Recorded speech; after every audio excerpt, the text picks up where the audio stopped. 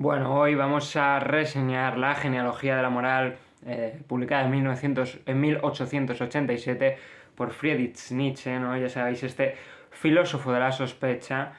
Bueno, me voy a centrar principalmente en el Tratado Tercero. Esto al final es una lectura que hemos hecho en clase, lenta, estudiada. Eso va a hacer que yo creo que haya partes que reseñe con bastante prudencia, aunque bueno, siempre se centra todo en un marco interpretativo concreto, que es el de mi profesor Pablo Castro. Siempre citemos de aquellos de los cuales obtenemos la interpretación de los libros que leemos. Luego yo podré hacer algún toque personal. Tampoco creo que sean muchos en este caso. El Tratado 2 y el Tratado 1 los voy a comentar muy por encima porque además me voy a basar sobre todo en la respuesta que di al examen, que como bien os digo estaba en el Tratado Tercero y que me permite desplegar una serie de cosas que son las que yo más he estudiado, evidentemente. Bueno, el caso es que La genealogía de la moral es un libro que, bueno, pretende efectivamente hacer una genealogía. Deberíamos empezar con esta introducción, ¿no? Que básicamente nos dice que, solo se puede hacer genealogía a través de dos giros, ¿no? Todo esto, como bien os digo, es la estructura del examen pasada por el marco interpretativo de mi profe, ¿no? Y en realidad lo que hay es un giro histórico y hay un giro vitalista. El giro histórico básicamente consiste en remitir a las condiciones históricas de posibilidad de un concepto. Yo creo que esa es una de las grandes fortalezas de Nietzsche, ¿no? Él al final lo que está viendo es que los conceptos tienen una historia, están sometidos a un tiempo y lejos de querer pelear con otros filósofos simplemente con los conceptos flotando en el espacio, él quiere hacer algo más, él quiere ser capaz de enfrentarlos precisamente apelando a la historia de la que forman parte, ¿no? Y juzgándolos a partir de eso también. También porque esto se relaciona con el giro vitalista, es decir, con las condiciones fisiológicas de posibilidad de aquellas, de aquellas tramas históricas que acaban por posibilitar la fijación de los conceptos, ¿no? De hecho, sus argumentaciones van a estar centradas pues en una especie de ataque de la antinaturalidad y a la vez total naturalidad, lo veremos bien, de los conceptos cristianos o de la secularización de los conceptos cristianos, porque lo que encontramos es básicamente que este tipo de conceptos niegan la vida, no se vuelcan en contra de la salud, niegan la voluntad, en definitiva niegan lo que hace que un ser humano esté vivo. Y en ese sentido pues son filosofías perennes, filosofías que pueden ser muy efectivas, pero que en el fondo en realidad lo único que están haciendo es generar más dolor y sufrimiento al ser humano. Bien, entonces va a abrir tres tratados, ¿no? Que en realidad lo que son es precisamente la exploración de según qué conceptos y van a estar ligados al ascetismo, ¿no? En el caso del tratado tercero, la culpa y el pecado en el tratado segundo y la mala conciencia en el tratado primero. Espero no haberme confundido en el orden con el tratado segundo y el tratado primero, yo diría que no.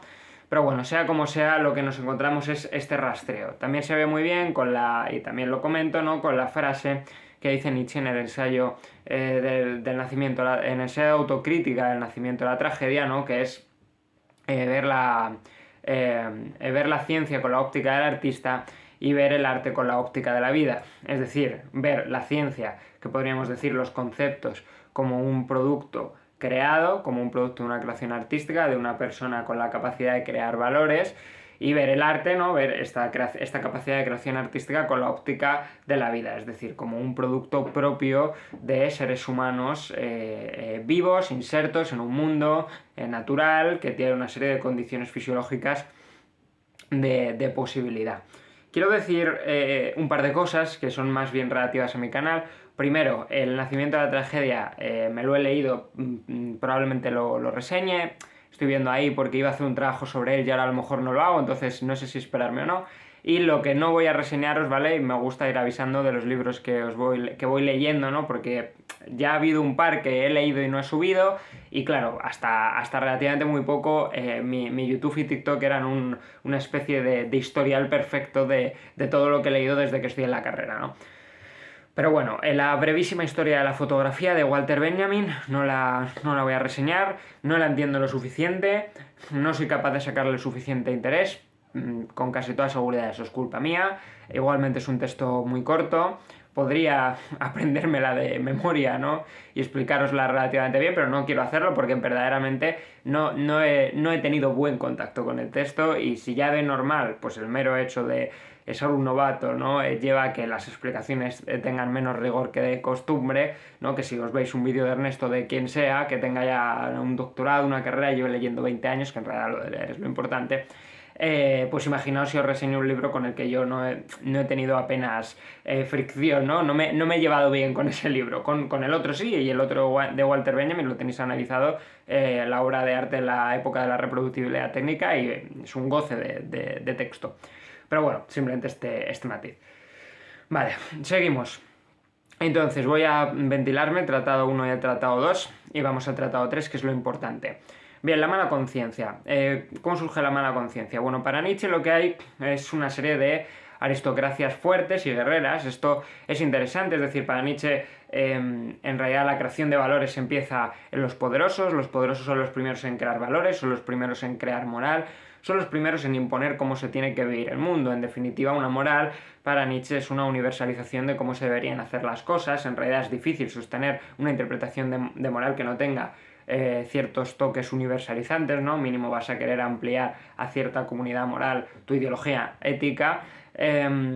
Y entonces, al final, los fuertes básicamente lo que hacen es decir, bueno, nosotros queremos imponer una serie de valores, pues vamos a crear un Estado que en realidad para Nietzsche no significa nada más que imponer las reglas, imponer ciertas reglas por medio de la fuerza, y así los débiles van a cumplir aquello que hacemos. La cosa que queremos. La cosa es que, claro, resulta que estos fuertes, los débiles también, todos estos, en el ser humano hay una serie de condiciones fisiológicas de posibilidad que están ligadas a, bueno, digamos, una violencia exacerbada. Todo ser humano, dentro suya, tiene, bueno, unas ganas, unas pulsiones, unos instintos de violencia, de fuerza. Quieren ejercer su poder sobre otro. Los fuertes, esta aristocracia guerrera, cuando impone las reglas en el camino, evidentemente está consiguiendo utilizar esta voluntad de poder que tiene, ¿no? Una voluntad de poder. La voluntad de poder es una estructura pulsional del deseo. Esta sería una buena definición de voluntad de poder, y básicamente lo que hacen es dejarla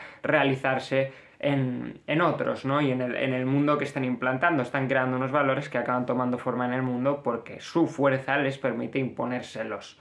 Bien, los débiles, por lo tanto, no pueden hacer nada de esto, evidentemente, en tanto que débiles y supeditados a las leyes que proceden de los valores creados por los fuertes, ellos en realidad no tienen ninguna capacidad de crear valor externa a ellos mismos. Eso no les deja otra alternativa que vertir este odio y violencia propios del ser humano que decíamos contra ellos mismos, de tal manera que esta violencia se acaba, como por así decirlo, girando, ¿no? Se acaba volviendo a uno mismo, de tal manera que ese odio acaba, pues precisamente, autoinculpando al débil como generador de sufrimiento, como ente que debe ser castigado, etcétera, etcétera. Esta es la aparición de la mala conciencia, ¿no?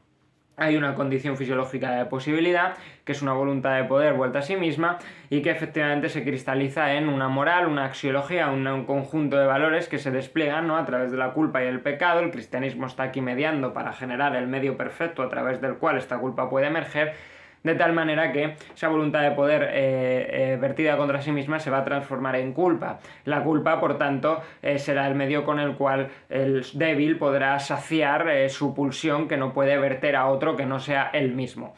El cristianismo va a explotar esto perfectamente porque va a ser muy capaz de efectivamente decir que el sufrimiento procede de ti mismo, y entonces te va a decir que debes fustigarte con látigos, debes rezar no sé cuántas veces al día, debes arrodillarte no sé cuántas veces al día, y una serie de castigos que tú te autoinfliges con la idea de quitarte el pecado, ¿no? De tal forma que pecado y culpa se complementan muy bien para poder explotar al débil hacia sí mismo y que siga en su condición de débil. Esta es la crítica fundamental de Nietzsche. El cristianismo no está ayudando a los débiles porque su forma de ayudar a los débiles les quiere dejar en su condición de débil mientras quieren seguir sintiéndose fuertes. Y en realidad, y este es un poco, ¿no? También este contexto paradójico siempre en el que Nietzsche se mueve, porque en realidad los débiles son los fuertes, ¿no? Y aquí ya nos estamos volviendo locos. A ver, ¿qué me acabas de decir, no? Me acabas de decir que los débiles los débiles son usados por el cristianismo para seguir en su debilidad, pero que aún así quieran ser fuertes y que aún así efectivamente consigan ser fuertes, pues entonces parecería que son los fuertes. Pero bueno, yo creo que se puede salvar, no creo que pueda ser, no creo que tenga que ser contradictorio como tal del todo, sino más bien que lo que habría que decir es que es una fortaleza muy distinta, ¿no? Quizás una fortaleza débil, distinta de la fuerte fortaleza, ¿no? Porque la fortaleza de los débiles es efectivamente, y aquí también estamos con el Tratado 1 y el Tratado 2, utilizar una suerte de conceptos y de armas psicológicas que aprovechan la mala conciencia, la culpa y el pecado para efectivamente tener el poder. El ejemplo que pone Nietzsche es Roma contra Judea. Con Roma contra Judea ganan los judíos, ¿no? Nietzsche habla de tradición judío-cristiana de una manera continua, con lo cual en las sectas judías y luego la aparición de Cristo y cómo luego esto se tornará en el cristianismo, digamos que para él no hay diferencia, es una tradición continua de una misma religión. Vale, pues básicamente Cristo muere, ¿no? Y efectivamente esto genera una imagen mental que desarrolla una serie de movimientos subversivos contra el poder romano que quiere castigar este tipo de religiones hasta que efectivamente se produce la victoria del cristianismo, ¿no? Y el cristianismo acaba siendo pues la religión oficial del Imperio Romano.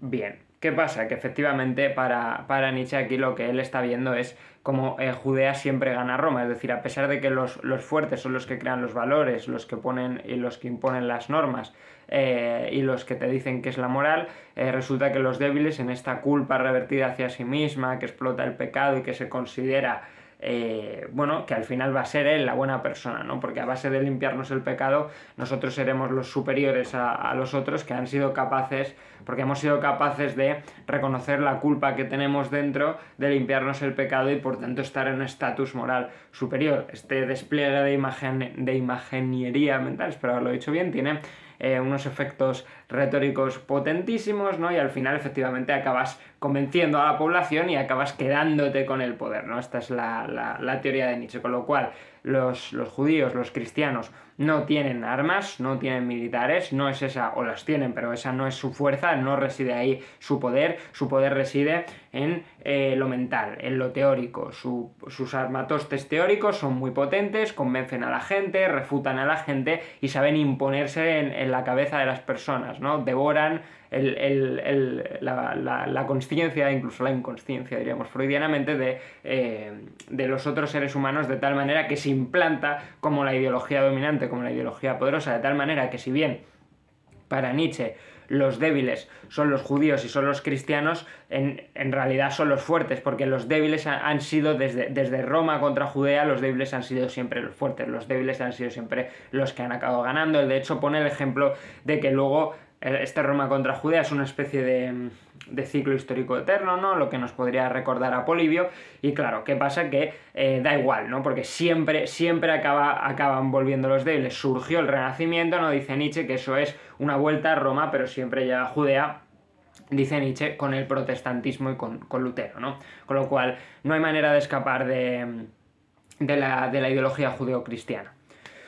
Y con esto pues tenemos más o menos explicado la culpa, el pecado, la mala conciencia, ¿no? Veis que tiene que ver efectivamente con la voluntad de poder. En general este trámite está siempre ahí, por eso son condiciones fisiológicas de posibilidad. Creo que es interesante señalar que Nietzsche no es el profeta de la venganza, ¿no? Como para explicar la moralidad, lo digo porque él está peleándose en su texto con otros autores, ¿no? Que pudieran ser de una mentalidad parecida a la nietzscheana en el sentido de hacer esta explicación, no sé si fría sería la palabra, ¿no? Pero que pretende darle unos orígenes destructivos o negativos o violentos a la aparición de la moral y en realidad una de las explicaciones habituales para hacer este tipo de explicaciones es que eso viene de la venganza, que la moral viene de una venganza, ¿no? Que al final se ha ido fijando como de una manera sagrada hasta que nos creemos que no es porque tengamos un odio profundo con el que castigar al otro, sino que esto es porque es lo que hay que hacer y lo que es bueno.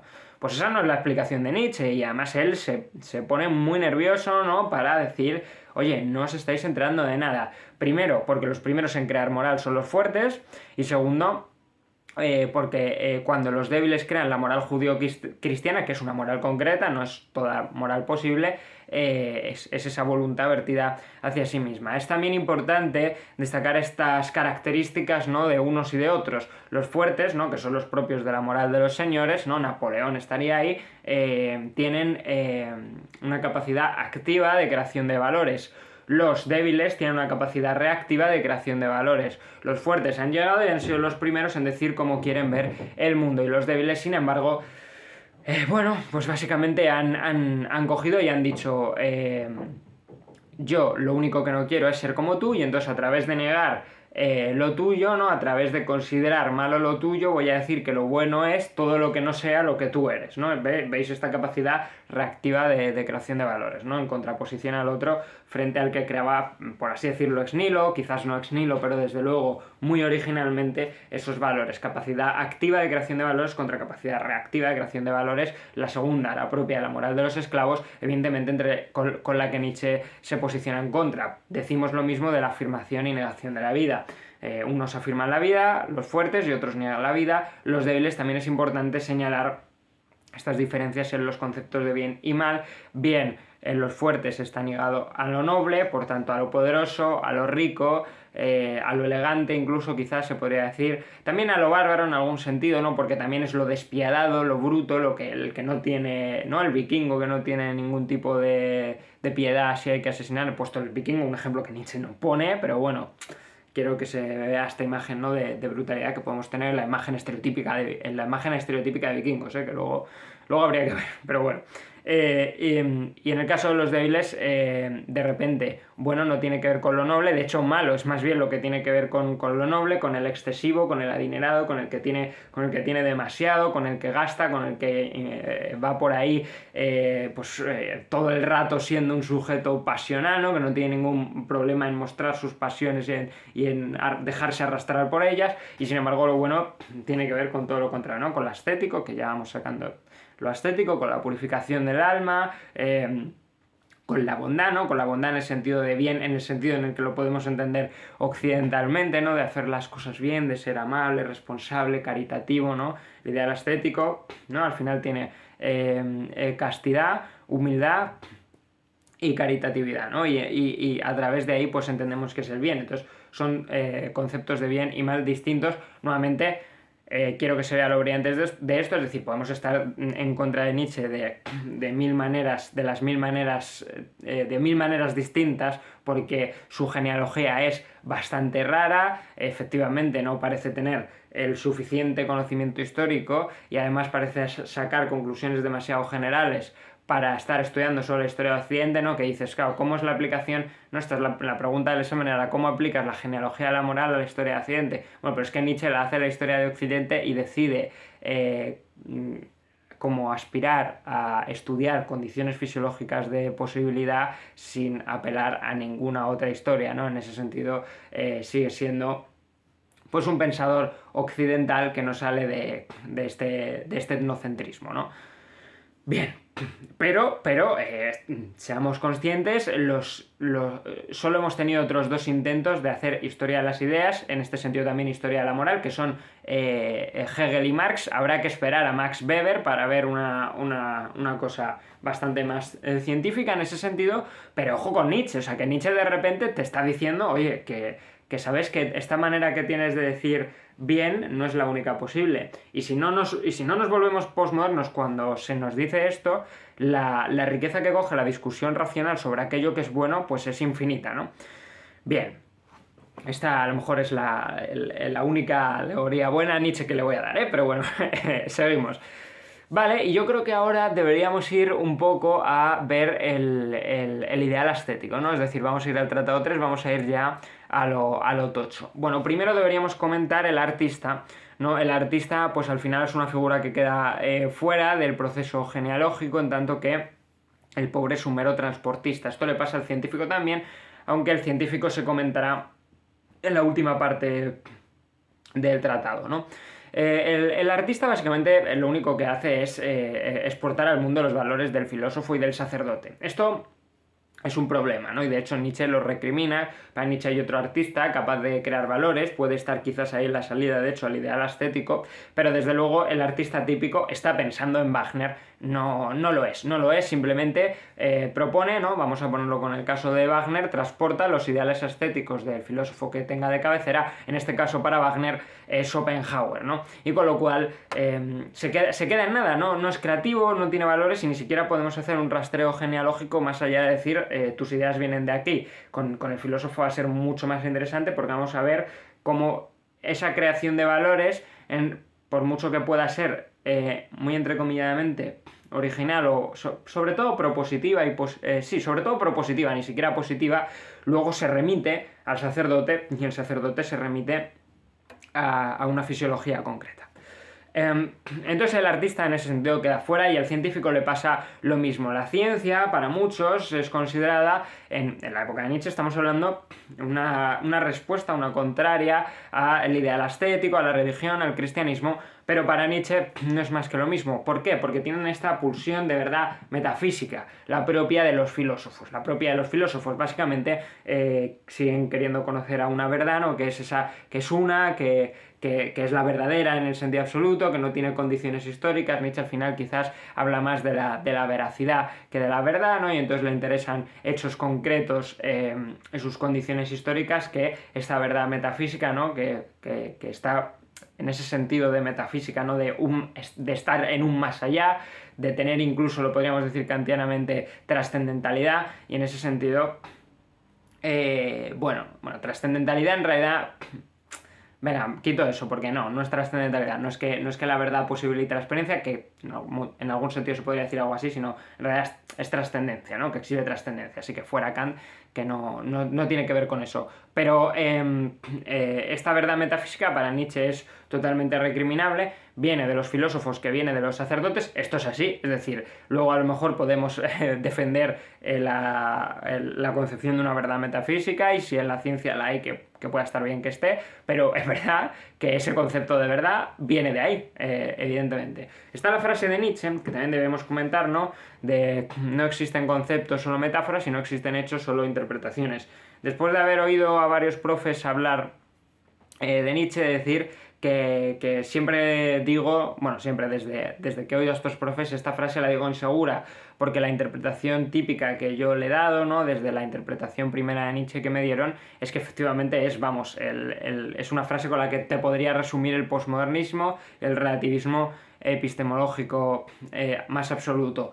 Pero otros profes me han dicho otra cosa, me han dicho que esta frase debemos entenderla como que hay hechos y todos esos hechos, o sea, y todos los hechos caben bajo distintas interpretaciones, ¿no? Que entonces sería una especie, por decirlo con filosofía de la ciencia, una especie de tesis de la infradeterminación de las teorías por la evidencia empírica. Y eso no es un relativismo, sino que puedes dejar las cosas a una discusión compleja, difícil, que no vale simplemente ir a hacer el experimento, pero que en realidad cabe decir verdades que son más verdaderas que otras. Si decimos, sin embargo, que ya no hay hechos y solo interpretaciones, ¿no? Que sería, desde luego, la interpretación literal de la frase, evidentemente ahí estamos en un nivel de relativismo y escepticismo muy complicado del que escapar, y del que luego se han servido ciertos postmodernos, ¿no?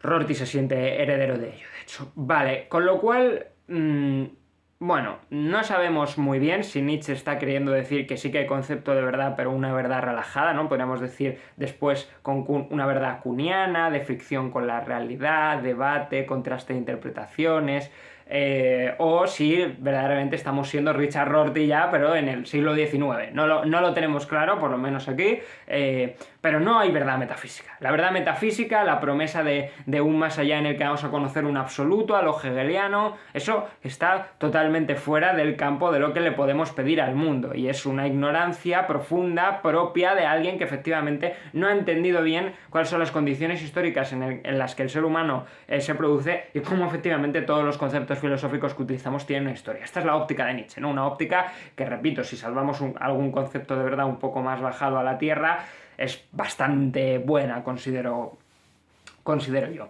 Entonces el científico, como tiene esta verdad metafísica, pues se queda fuera y no consigue tampoco ser más que otro transportista de valores del filósofo y del sacerdote, y ahora nos toca hablar del filósofo, ¿no? El filósofo es un ente inútil, que no trabaja, ¿no? Que ha tenido que ver cómo se las apaña para sobrevivir en un mundo en el que lo que quiere dedicarse es a leer, cuando el resto pues está arando, yendo a la guerra, y él no quiere hacer nada de eso, ¿no? Ha tenido que vestir, por tanto, su ideología de una especie de toque o de velo sagrado, ¿no? Y ha tenido que revestir a su ideología de una especie de capacidad intelectual que debe a la vez ser temida y alabada, ¿no?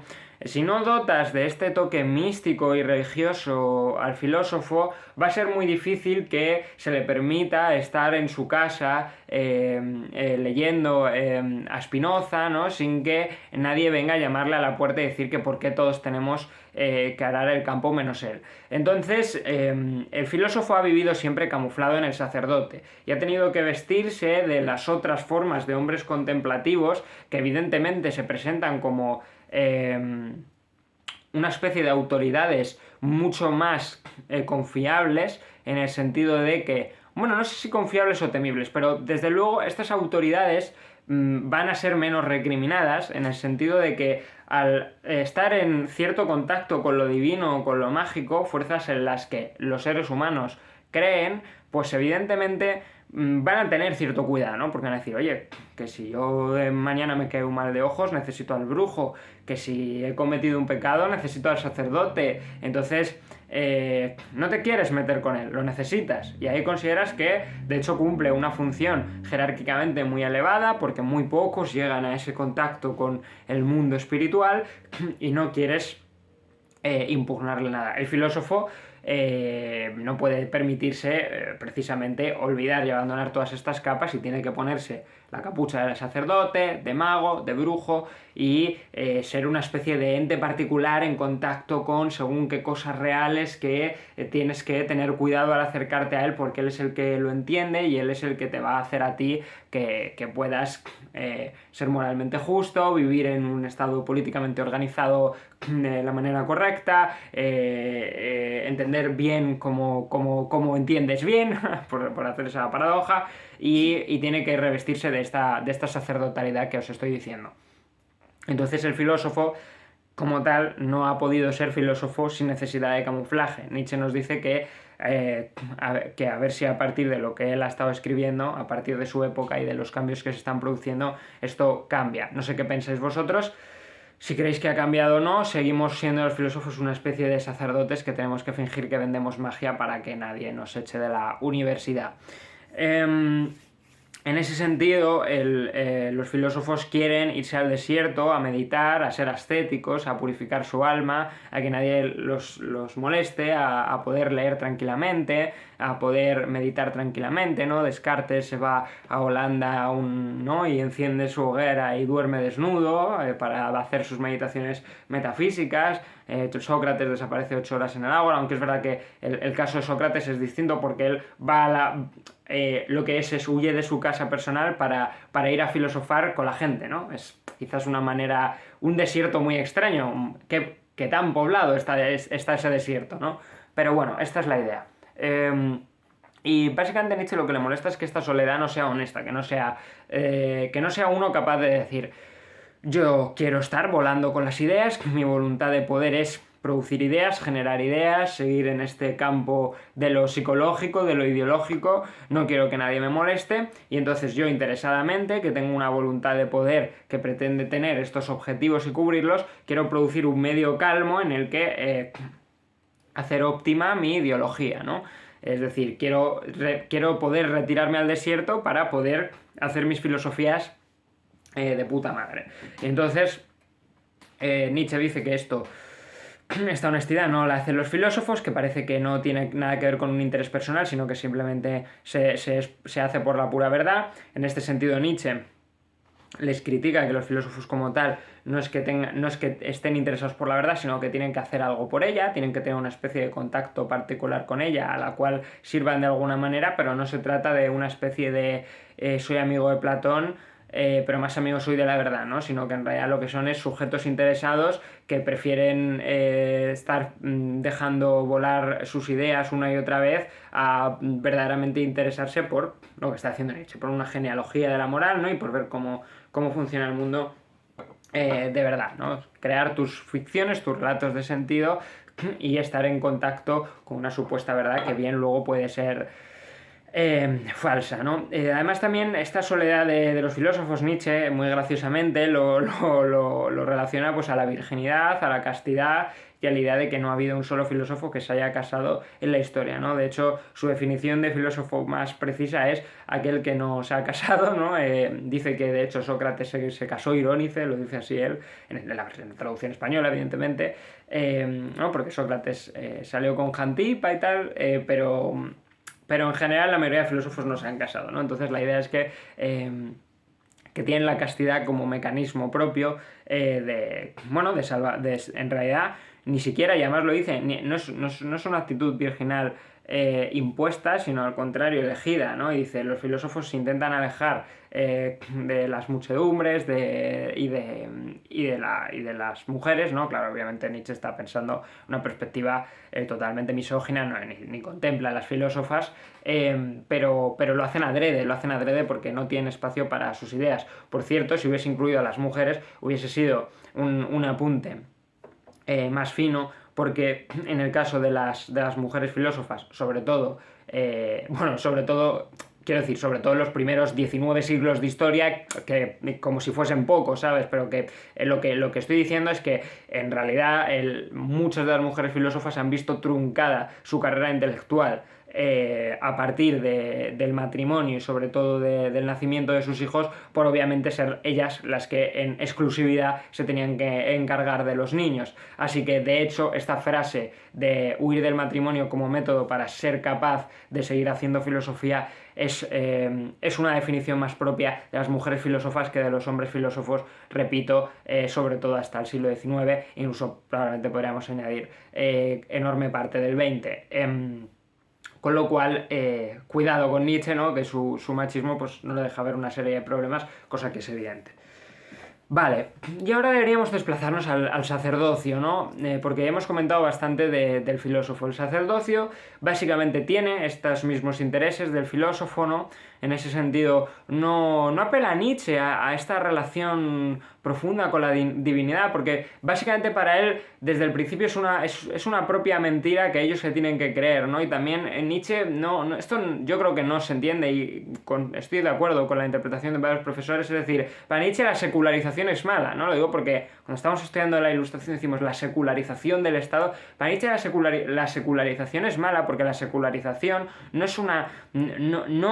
ha conseguido desembarazarse de las ideas religiosas. La secularización lo único que es revestir una idea religiosa de una apariencia que te dice que no lo es, ¿no? El yo trascendental kantiano, eso no hay quien se crea que eso no tiene ideales místicos dentro. O sea, que todos tenemos un común espiritual, abstracto, no empírico, a partir del cual todos participamos de la racionalidad y de la moralidad y todos nos volvemos seres humanos.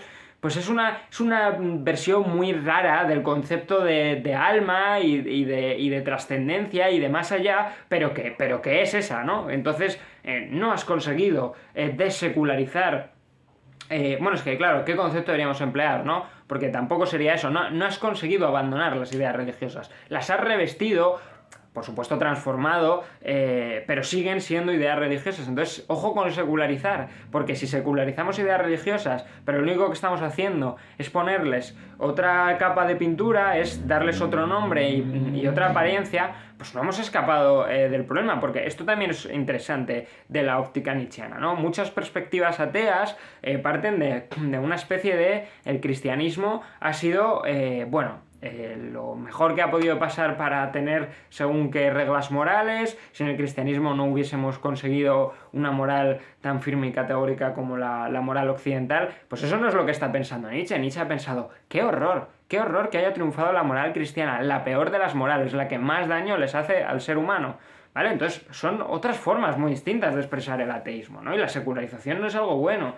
Y luego te llega Stuart Mill, ¿no? Que se está posicionando como del lado de los cristianos sobre la libertad, pero que te dice oye, ¿qué pasa con los romanos y los griegos previos a la entrada del cristianismo? Que ya tenían una moral definida. Yo de verdad, a alguien que se piense que sin el cristianismo no hay moral, ¿no? Que esto se dice, bueno, y si no creemos en Dios, ¿cómo va a haber moral? Que se lea la Ética de Nicómaco. Es que la Ética de Nicómaco, obviamente, quiero decir, se hace apología al esclavismo, se deja fuera de la ciudadanía a las mujeres. Es un libro de hace 2400 años, también lo hacen los medievales cristianos, pero es verdad que es un libro que está muy centrado en la virtud por la virtud y que entiende la dimensión moral como la dimensión por la que debería preocuparse el Estado. Con lo cual, es muy ingenuo pensar, y ahí lo dice Mill, ¿no? Y repito, que está pensando como de... no tengo claro si es cristiano o no, ¿no? Sobre la libertad no lo deja claro, pero sí que está escribiendo desde los cristianos. Estoy en una cultura cristiana y me interesa que los cristianos vean que se puede seguir siendo cristiano y dar cuenta de que los romanos y los griegos tenían una moral útil y buena, y esto le interesa para cosas de la libertad de expresión, que ya estaba funcionando. Y Nietzsche... no diría esto porque Nietzsche ve en los romanos y en los griegos ya formas de moral que derivan de ideales ascéticos, porque su idea de sacerdote es transversal a todas las religiones, de tal manera que los órficos ya eran sacerdotes, ¿no?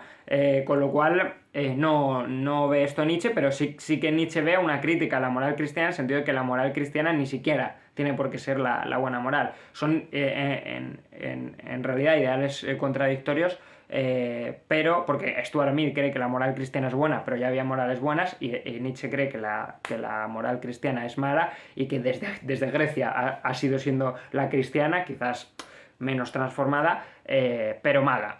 Pero sí me interesan ambas como ópticas de decir, no, quizás no es la única manera de afrontar el problema decir que la moral cristiana es la que asegura los pilares de la moral occidental, sin por supuesto negar el, infinito impacto que ha tenido, pero ojo, hay otras tradiciones, ¿no? En ese sentido yo me quedo más con Mill.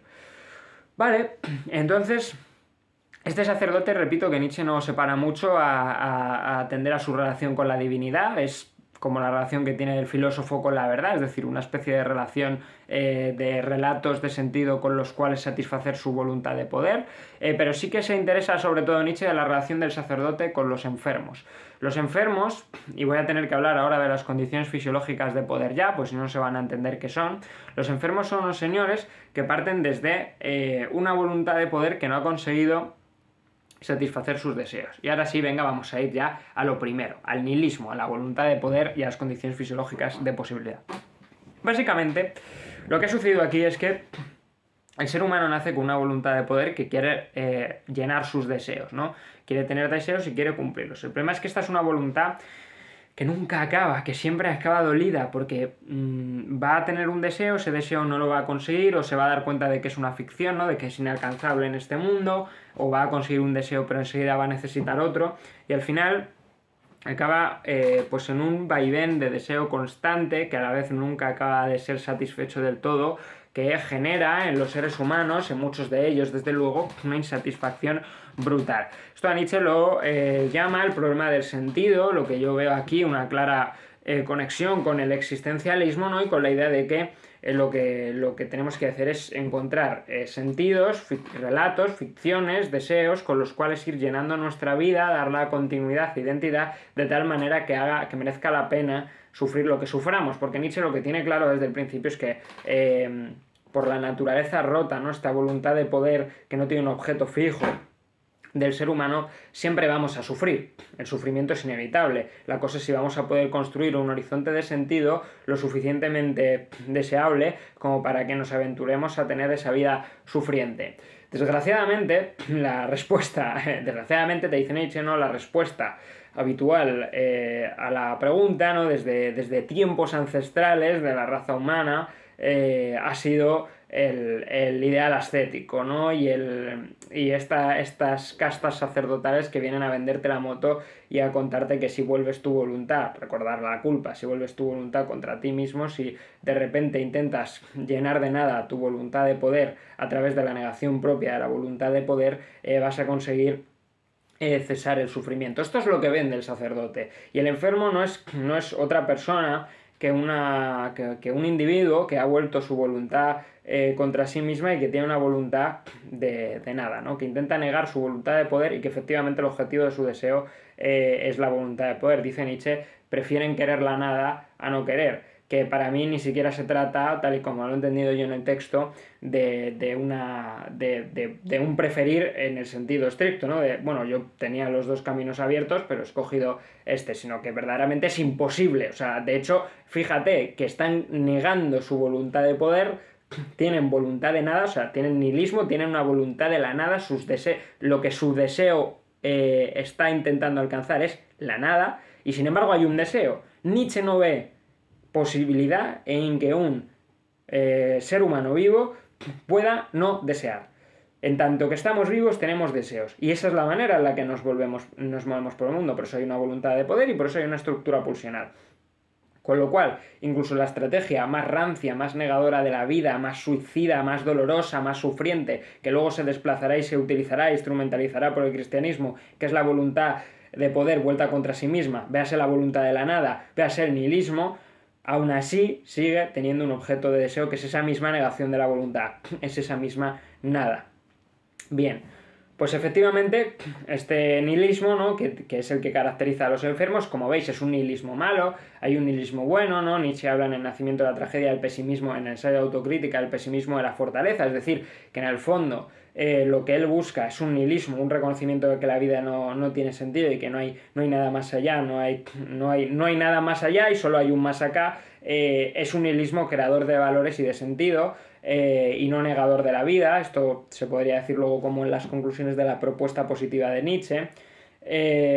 Y básicamente, pues, sin embargo, este nihilismo, el que os acabo de comentar antes, es malo, ¿no? Porque lo que pretende es negar la estructura pulsional, intentar dejar de sufrir. Ese no es el nihilismo que reconoce que la vida no tiene sentido y se embarca en un viaje de sufrimiento para crear horizontes de sentido que le hagan feliz. Con lo cual, este nihilismo es utilizado por el sacerdote, que asume esa voluntad. O sea, el sacerdote es un enfermo, sino el mayor de los enfermos, pero digamos que ha sabido optimizar su supervivencia de una manera brutal, ¿no? en esa enfermedad que él tiene. Y entonces lo que hace es redirigir el nihilismo a transformaciones morales, ¿no? Que en este caso cristianas, desde la culpa y el pecado, desde la voluntad de la nada vuelta a sí misma, que es la mala conciencia, desde la idea de que nosotros somos los culpables de nuestro propio sufrimiento y entonces tenemos que seguir fustigándonos a nosotros mismos para así escapar del dolor. Y efectivamente lo que dice Nietzsche es que el sacerdote intenta curar a los enfermos, por supuesto no lo consigue, sino los enferma más. Al final lo que él está haciendo es propagar su enfermedad, extenderla, ampliarla, intensificarla, pero es que encima lo que hace es redirigir su enfermedad hacia formas, cristianas, que son más negadoras de la vida, en el sentido que se vuelven contra sí mismas en un sentido moral, ¿no? Que es el gran invento del sacerdote, es decir, ese nihilismo fisiológico que niega la voluntad de poder, de repente está protegido, reconstruido y refundamentado bajo una esfera moral que te dice que encima es culpa tuya, y que tienes que martirizarte hasta que seas capaz de dejar de sufrir, ¿no? Cosa que por supuesto nunca va a suceder y que por tanto vas a estar siempre enfermo. Dice Nietzsche que hay tres enfermedades, que las tres enfermedades más devastadoras, importantes y horribles de Occidente son el cristianismo, el sífilis y creo que era el alcohol, la tercera. Y entonces efectivamente el sacerdote no cura, sino que medica, y medica enfermando más, y medica intentando hacer una especie de exaltación del sentir que propone una suerte de entusiasmo que en realidad lo único que va a hacer es, repito, a través de esta idea de la culpa y de la autofustigación, un sufrimiento mucho mayor. La exaltación del sentir se cristalizará en sufrimiento y no en otra cosa. Nunca habrá una promesa de un más allá, nunca habrá un entusiasmo, nunca habrá una vida sin dolor. Y en realidad con esto ahora sí lo he explicado todo, en realidad obviamente no, pero sí he explicado todo lo que quería. Quiero acabar con una reflexión ya que estamos, y es que es interesante esta relación, y Nietzsche habla un poco de filosofía india, esta relación entre la nada y el más allá, que también exploré en una reseña que tenéis en Númenis de Sanctus, de Ayoce González Padilla, ¿no? Del director de Númenis, que es interesante porque la divinidad y la muerte, y la nada y el más allá, tienen mucho en común, porque al final ambas implican salirte de la esfera del devenir, dejar de desear, dejar de sufrir, dejar de ser mutable para empezar a ser inmutable, para empezar a... En realidad, en la muerte, claro, en la muerte, en tanto que dejas de ser algo, también te vuelves uno imperecedero, estás fuera por fin del cambio, ya no deseas, ya no sufres. Entonces, el ideal ascético y el ideal budista, ¿no? De dejar de desear para trascender a un nirvana, que en las versiones más... no recuerdo, Nagarjuna era, ¿no? En las versiones más extremas es la pura nada, ¿no? La versión de Nagarjuna era profundamente nihilista. Al final lo que tienes es dos maneras de salir de la vida, dos maneras de salirte del torrente vital, que es donde Nietzsche se posiciona, es decir, vida solo es vida en un cuerpo biológico, en unas condiciones fisiológicas, en una voluntad de poder, en un sujeto producto del devenir, en una persona que crea ideas, en una persona que busca salud, en una persona que busca valores. Lo de es verdad que lo de buscar salud, ahí me he equivocado, porque los sacerdotes están vivos y niegan la salud, buscan la enfermedad. Pero lo que quería decir con esto es que efectivamente tienes que estar encarnado en una biología, en un cuerpo, en un devenir, y tienes que estar, quizás esto es lo más importante, ¿no? Sujeto a degradación, ¿no? Es decir, que si mañana conseguimos ser inmortales, quizás para Nietzsche no estaríamos verdaderamente vivos.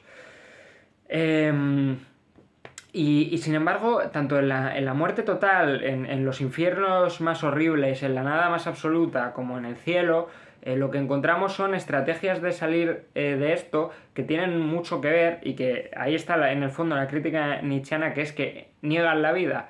No han sabido situarse en este mundo permutable en el que uno tiene que saber construir su sentido, y que en realidad es la única manera de vivir. Solo podemos vivir sometidos al tiempo, solo podemos vivir intentando crear valores. Sí, esto no tiene sentido, sí, vamos a sufrir, pero hay una manera de vivir bien aquí, y desde luego lo que no se puede entender es que hay otra manera de vivir a esta sometida al tiempo.